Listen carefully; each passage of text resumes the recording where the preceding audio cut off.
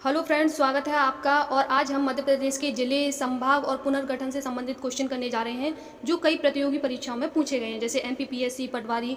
तो कई परीक्षाओं में ये क्वेश्चन पहले भी पूछे गए हैं, तो इन पे हम डिस्कस करते हैं। तो पहला क्वेश्चन देखो, जुलाई 2018 तक मध्य प्रदेश में कितने जिले थे?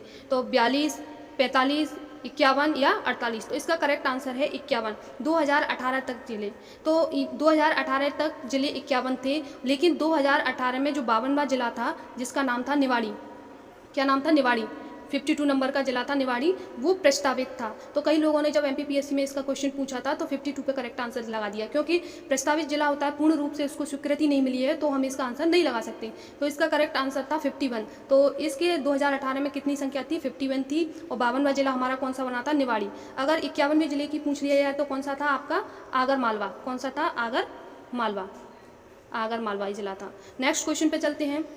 क्वेश्चन नंबर 2, क्षेत्रफल की दृष्टि से मध्य प्रदेश का सबसे बड़ा संभाग कौन सा है? चंबल संभाग, इंदौर संभाग, जबलपुर संभाग या सागर संभाग? तो इसका करेक्ट आंसर है जबलपुर संभाग। जबलपुर के बारे में और चीज़ें जान लेते हैं हम। तो जबलपुर को सांस्कृतिक राजधानी के नाम से जाना जाता है। तो सबसे पहले इसका एक आंसर क्वेश्चन तो आपको यहीं क्लियर हो जाना चाहिए, इसको सांस्कृतिक राजधानी के नाम से जाना जाता है। दूसरा, जबलपुर किसके लिए फेमस है? इसमें कौन सी नदी है? नर्मदा नदी है और केन नदी बहती है। तो ये दो चीज़ों के लिए ये फेमस है। इसके बाद हम देख लेते हैं यहाँ पर जो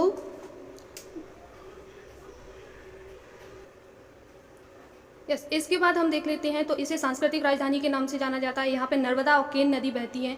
दूसरी चीज़ जान लेते हैं इसके बारे में, जो तिलवाड़ा तिलवाड़ा घाट बहुत फेमस है। और वो किस लिए फेमस है? क्योंकि यहाँ पर महात्मा गांधी की अस्थियों को बहाया गया था। तो महात्मा गांधी की जो अस्थियां हैं वो कहाँ पर बहाई गई थी? तिलवाड़ा घाट पर, जो नर्मदा नदी के तट पर है। तो इसको तिलवाड़ा घाट के नाम से जाना जाता है, तो ये इसलिए फेमस है। दूसरी चीज़ इसमें एक और चीज़ जान लेते हैं, जो 1923 में जो झंडा सत्याग्रह आंदोलन चला था, झंडा सत्याग्रह जो आंदोलन चला था, वो कहाँ से चालू हुआ था? वो भी जबलपुर से चालू हुआ था। और जबलपुर में 5 बार कम से कम महात्मा गांधी आ चुके थे। तो इसके कई सारे पॉइंट हैं, तो आप याद रख सकते हो। तो तिलवाड़ा इसलिए फेमस है, महात्मा गांधी की अस्थियां यहाँ बहाई जाती हैं। नेक्स्ट क्वेश्चन पे चलते हैं। देवास जिला किस संभाग का भाग है? उज्जैन संभाग का, इंदौर का, भोपाल का या नर्मदापुरम का? तो हम देवास जिले की बात कर रहे हैं, तो देवास जिला उज्जैन संभाग का भाग है। तो यहाँ पे देख लेते हैं उज्जैन के बारे में। उज्जैन को महाकाल की नगरी के नाम से जाना जाता है। उज्जैन को मंदिरों की नगरी के नाम से भी जाना जाता है, क्योंकि सबसे ज़्यादा मंदिर इसी में हैं। उज्जैन में भगवान कृष्ण यानी कि सुदामा और कृष्ण का उनका जो पाठशाला है, तो उज्जैन में ही है।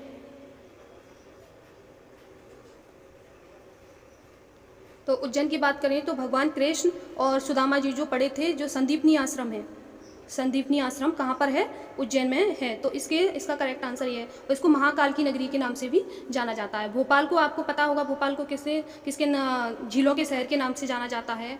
और इंदौर को मिनी मुंबई के नाम की जाना जाता है। और नर्मदापुरम को पहले होशंगाबाद के नाम से जाना जाता था, लेकिन बाद में इसका नाम नर्मदापुरम रख दिया गया था। ठीक है, तो अब नेक्स्ट क्वेश्चन पे चलते हैं।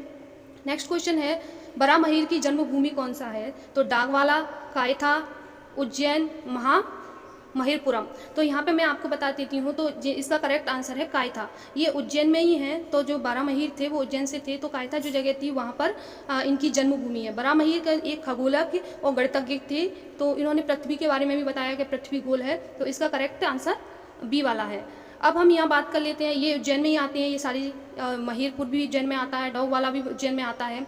डोगवाला किसके लिए प्रसिद्ध है? यहाँ पे जो ताम्रपाषाण सभ्यता के लिए, किसके लिए? ताम्रपाषाण सभ्यता के लिए फेमस है डोगवाला। ताम्रपाषाण सभ्यता के कुछ चीज़ें कायथा में भी पाई जाती हैं, और बारामहीर की जन्मभूमि के लिए भी ये प्रसिद्ध है। दूसरी चीज़, यहाँ महिपुर में क्या है?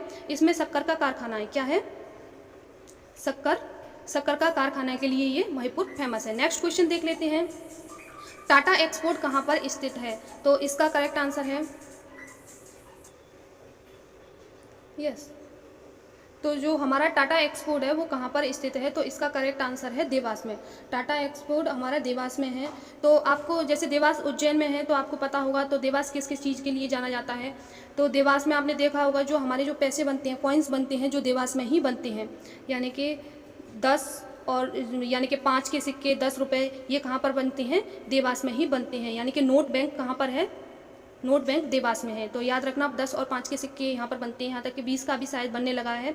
तो यहाँ देवास में ये नोट बैंक है, याद रखना। दूसरी चीज़, देवास में मेडिसिन फैक्ट्री के लिए भी बहुत ज़्यादा जाना जाता है देवास, और ये आपने देखा होगा उज्जैन में ही आता है। और दूसरी चीज़, अगर हम देवास की यहाँ एक और पॉइंट देख लें तो जो पूर्व जो देवास में एक जगह है, जैसे उज्जैन में आप देख सकते हो हटलिया, हटा पिपलिया, जिसको हटा पिपलिया बोलते हैं, उस जगह का नाम है, जहाँ पर पूर्व जो कैलाश जोशी थे सीएम, यानी कि मध्य प्रदेश के जो सीएम थे कैलाश जोशी, वो कहाँ के थे? हटल पिपलिया के थे, जो देवास से ही हैं। तो इसका 2 आंसर याद रखना कि देवास उनकी जन्मभूमि माना जाता है, और टाटा एक्सपोर्ट के लिए, मेडिसन्स के लिए तो ये फेमस है। नेक्स्ट क्वेश्चन पे चलते हैं। अगर हम उज्जैन की बात करें तो एक चीज़ उज्जैन की आप याद रखना, जो जंतर मंतर है ना उज्जैन में, राजा वहाँ के जो राजा थे, राजस्थान के राजा थे, जिन्होंने जयपुर के जो राजा थे उन्होंने बनवाया था, ठीक है, जयपुर के राजा ने इसको बनवाया था, उज्जैन में जंतर मंतर को बनवाया था।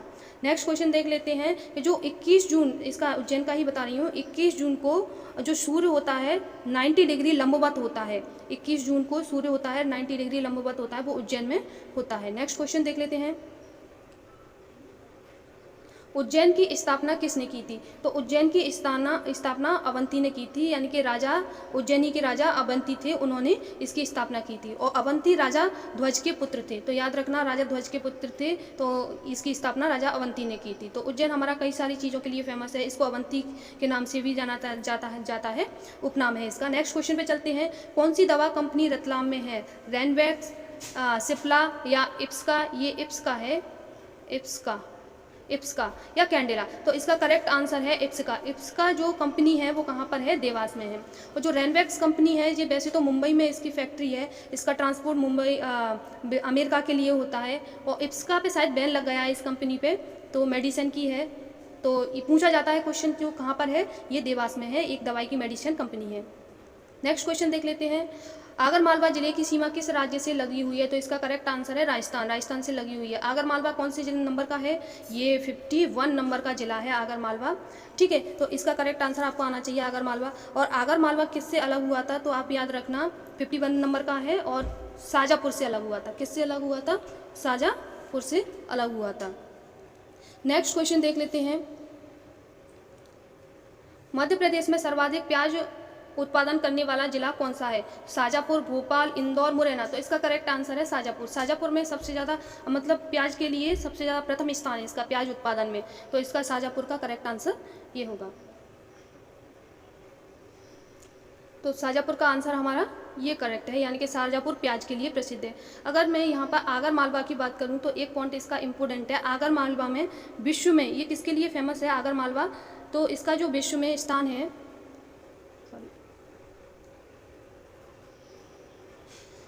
विश्व में इसका प्रथम स्थान है, वो किस में है? विश्व की जो प्रथम गौशाला, कामधेनु जो गौशाला बनी हुई है, गौशाला, वो कहाँ पर है? आगर मालवा में। तो ये इसके लिए फेमस है आगर मालवा।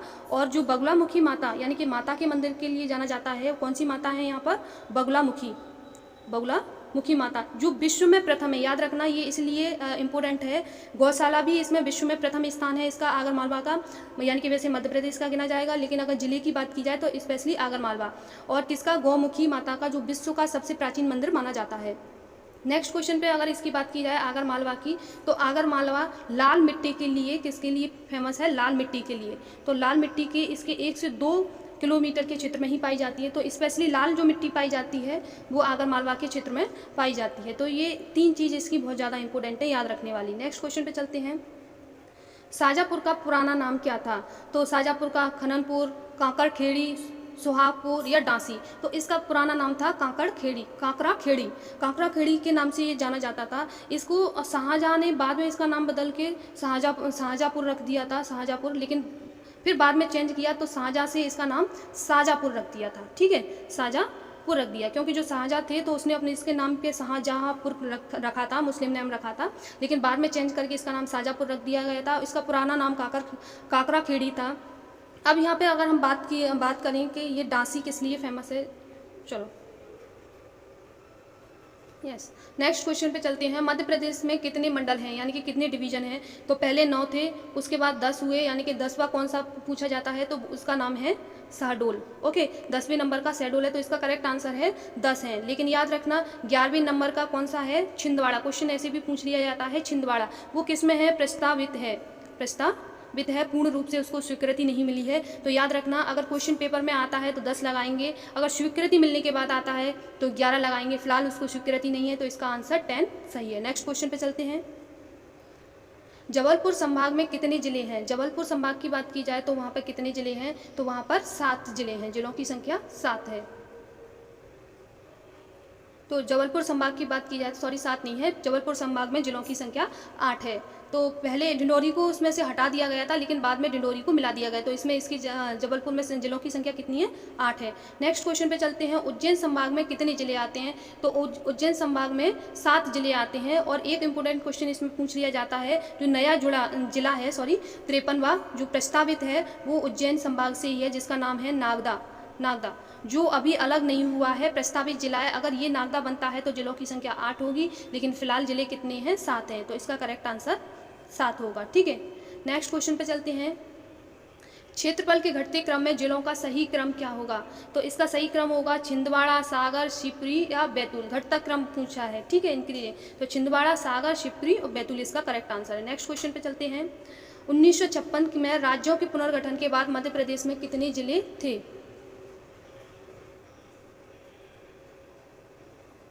1956 के राज्य के पुनर्गठन के बाद मध्य प्रदेश में कितने जिले थे? तो 1956 के राज्य के जब पुनर्गठन हुआ था तो मध्य प्रदेश में 43 जिले थे। ये फैजल अली के इसका जो, तो यहाँ पर इसके आंसर क्या है? 43। तो यहाँ पे एक इम्पोर्टेंट क्वेश्चन बनता है कि ये किसकी अध्यक्षता में इसका हुआ था, किसकी जो समिति थी उसमें हुआ था? तो सैयद सैयद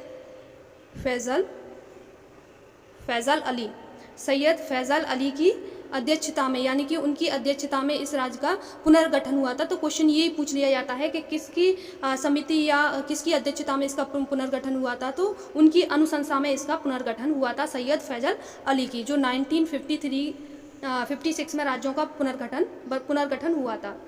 नेक्स्ट क्वेश्चन देख लेते हैं। मराठी भाषा को पृथक कर मध्य प्रदेश राज्य की स्थापना किस वर्ष हुई थी? तो इसका आंसर भी 1956 है, यानी कि पुनर्गठन हुआ था। तो सैयद जो फैजल अली थे, जो मैंने आपको अभी बताया था ऊपर, तो उन्होंने जो यानी कि मराठी भाषा के कुछ 8 क्षेत्र आते थे, 8 जिले थे जिनको महाराष्ट्र की तरफ दे दिया था, और कुछ जिले थे जिनको मध्य प्रदेश में मिला लिया गया। तो यहाँ से बंटवारा कर दिया गया था, तो बाकी के जिले महाराष्ट्र में चले गए थे 8 जिले, और बाकी के जिले इधर रह गए थे। तो वहाँ पे उन जिलों में क्या है, मराठी भाषा का बहुत ज़्यादा प्रचलन था। तो जो भी मराठी भाषी वो थे जिले थे, उनको पृथक करके मध्य प्रदेश राज्य की क्या कर दी? स्थापना कर दी थी।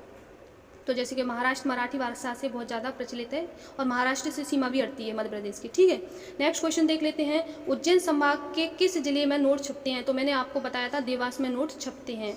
ठीक है, रतलाम आपने देखा होगा, रतलामी सेब के लिए बहुत फेमस है रतलाम।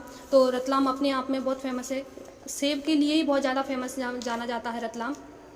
नेक्स्ट क्वेश्चन देख लेते हैं। आगर मालवा के बारे में मैंने आपको बता दिया, याद रखना। रतलाम में चंबल नदी भी बहती है। कौन सी नदी? चंबल नदी भी बहती है। राष्ट्रीय मार्ग की बात करें तो वहाँ पे NH 79 राष्ट्रीय मार्ग है, और एक और राष्ट्रीय मार्ग है वहाँ पर NH 927A राष्ट्रीय मार्ग है। तो 2 राष्ट्रीय मार्गों के नाम से ये जाना जाता है, बहुत प्रसिद्ध है। और यहाँ पर एक जो सैलाना जगह है जहाँ पर खमोर पक्षी रहता है। कौन सा? खमोर पक्षी के लिए ये बहुत ज़्यादा फेमस है। ठीक है, तो ये रतलाम आपको आना चाहिए, रतलाम इन चीज़ों के लिए फेमस है। एक और अगर हम बात करें, प्राचीन शिव मंदिर भी रतलाम में पाया जाता है। तो आगर मालवा आपने देखा होगा, जिसका आगर मालवा के बारे में मैंने आपको कई सारी चीज़ें बता दी। लाल मिट्टी के लिए फेमस है अपनी बहुत ज़्यादा, और यहाँ पर विश्व का जो कामधेनु गौ अभ्यारण्य है जो आगर मालवा में पाया जाता है, यानी कि विश्व में प्रथम स्थान है। और प्राचीन विश्व का प्रथम मंदिर कौन सा पाया जाता है? आगर मालवा में बगुला देवी का मंदिर पाया जाता है। नेक्स्ट क्वेश्चन पे चलते हैं। काली सिंध का उद्गम कहाँ से हुआ था? तो काली सिंध का उद्गम हुआ था बागली से हुआ था। ओके, तो इसका करेक्ट आंसर है बागली। तो काली सिंध का उद्गम कहाँ से हुआ था? बागली से हुआ था, इसका करेक्ट आंसर है। और बागली कहाँ पर है? देवास में है। याद रखना, बागली कहाँ पर है? देवास में है। यहाँ पे हनुमान जी का भी बहुत फेमस प्रसिद्ध मंदिर है, उसके लिए ये जाना जाता है। ठीक है, तो यहीं पर हाट पिपलिया है, जैसे आपको मैंने बताया था पहले, हाट पिपलिया बोलते हैं, जहाँ पर पूर्व CM कैलाश जोशी यहीं का उनका जन्म स्थल है, यहीं से रिलेटेड है। नेक्स्ट क्वेश्चन, अफीम उत्पादन का प्रमुख जिला, तो ये मंदसौर और नीमच में अफीम पाई जाती है, जहाँ से मतलब गवर्नमेंट ने इन जिलों में छूट दे रखी है, यहाँ पर अफीम का उत्पादन किया जाता है। जो आपको पता होगा एक मादक पदार्थ है, तो इसका अ और बा आंसर होगा, अफीम के लिए जाना जाता है। अगर हम उसकी मंदसौर की बात करें तो मंदसौर एक और चीज़ के लिए जाना जाता है कि यहाँ पर कौन है, जो मेघनाथ और उसकी रावण की पूजा होती है यहाँ पर, यानी कि रावण का जो ससुराल यहाँ पर माना जाता है रावण का, तो रावण की यहाँ पर पूजा होती है। तो ये बहुत इंपॉर्टेंट क्वेश्चन है, पूछ लिया जाता है। तो मंदसौर की रावण का ससुराल है और यहाँ पर रावण की पूजा होती है, ये अपने आप में विशेष है। हर बार यहाँ रावण को जलाया नहीं जाता, पूजा होती है। नेक्स्ट है, अगर हम शाजापुर की बात करें तो शाजापुर में भी पूजा होती है रावण की और मेघनाथ की, ठीक है, इन दोनों की पूजा शाजापुर में होती है, तो याद रखना। नेक्स्ट क्वेश्चन पे चलते हैं। मंदसौर को पृथक कर जिला कब बनाया गया था, तो इसका आंसर है 10 जून